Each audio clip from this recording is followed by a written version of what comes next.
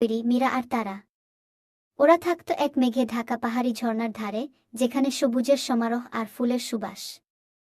ওরা খুব হাসিখুশি আর ডানপিটে ছিল।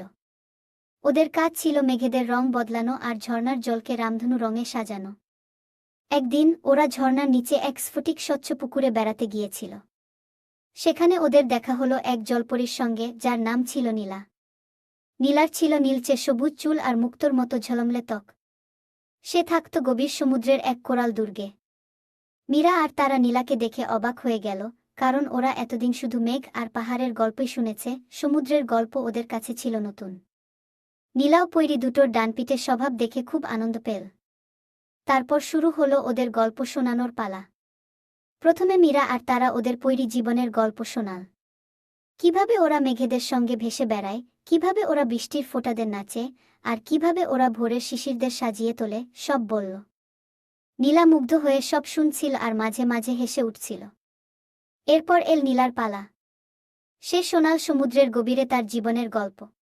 কিভাবে ওরা প্রবালের প্রাসাদে থাকে, কিভাবে ওরা রঙিন মাছদের সঙ্গে খেলা করে, কিভাবে ওরা রাতের বেলা জোনাকি মাছের আলোয় পথ চলে, আর কিভাবে ওরা ঢেউদের সঙ্গে নাচানাচি করে, সব বলল। মীরা আর তারা নীলার গল্প শুনে যেন অন্য জগতে হারিয়ে গেল। ওদের মনে হলো, ইস, যদি একবার সমুদ্রের নিচে গিয়ে ওদের সঙ্গে খেলা করা যেত। এভাবেই দুই পৈরি আর এক জলপরি বন্ধু হয়ে গেল। ওরা একে অপরের জগৎকে জানল, বুঝল আর তাদের বন্ধুত্ব আরও গভীর হল। ওদের এই গল্প শোনানোর পালা চলতেই থাকল, আর সেই ঝর্ণার ধারে আর পুকুরের ধারে সবসময় হাসির আর আনন্দের শব্দ শোনা যেতে লাগল। ছিল না, ওদের মনে লুকিয়েছিল এক মিষ্টি স্বপ্ন। আর নীলা, সেই জলপরী, সেও শুধু সমুদ্রের গভীরে বাস করত না, ওর মনেও ছিল এক গোপন আকাঙ্ক্ষা। যখন মীরা আর তারা নীলাকে তাদের মেঘেদের দেশে ভেসে বেড়ানোর গল্প শোনাচ্ছিল, তখন নীলা মুগ্ধ হয়ে শুনছিল। কিন্তু ওর মুগ্ধতা শুধু ওদের ডানপিটের স্বভাবের জন্য ছিল না। মীরার চোখে ছিল এক গভীর মায়া, আর তারার হাসিতে ছিল এক অন্যরকম মাদকতা। নীলা মীরার চোখে এক শান্ত সমুদ্রের গভীরতা আর তারার হাসিতে এক উচ্ছল ঢেউয়ের সুর খুঁজে পাচ্ছিল।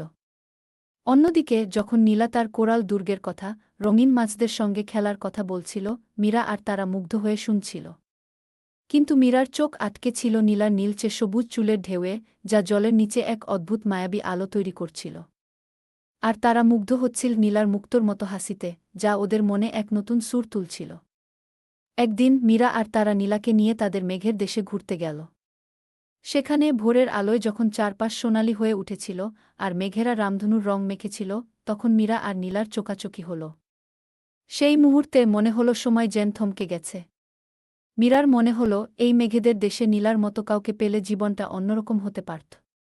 নীলারও মন হলো, এই পৈরি বন্ধুটি ওর জীবনে এক নতুন রং এনেছে। অন্যদিকে তারা আর নীলার মধ্যে এক মিষ্টি বোঝাপড়া তৈরি হল। ওরা একে অপরের চোখে নিজেদের প্রতিচ্ছবি দেখতে পাচ্ছিল। তারা নীলার চঞ্চলতা আর নীলা তারার শান্ত স্বভাবের প্রেমে পড়ে গেল। তারপর নীলা ওদের নিয়ে গেল সমুদ্রের গভীরে, ওর কোরাল দুর্গে। সেখানে চাঁদের আলো যখন জলের নিচে প্রবালদের উপর পড়ে এক অপার্থিব আলো তৈরি করছিল, তখন মীরা আর তারা নীলার সঙ্গে সময় কাটাতে লাগল। মীরা আর নীলা একে অপরের সঙ্গে অনেক কথা বলল, ওদের স্বপ্ন, ওদের আকাঙ্ক্ষা সব ভাগ করে নিল। তারা আর নীলা একসাথে প্রবালদ এর বাগান ঘুরে দেখল, আর একে অপরের হাত ধরে যেন এক নতুন পৃথিবীর সন্ধান পেল।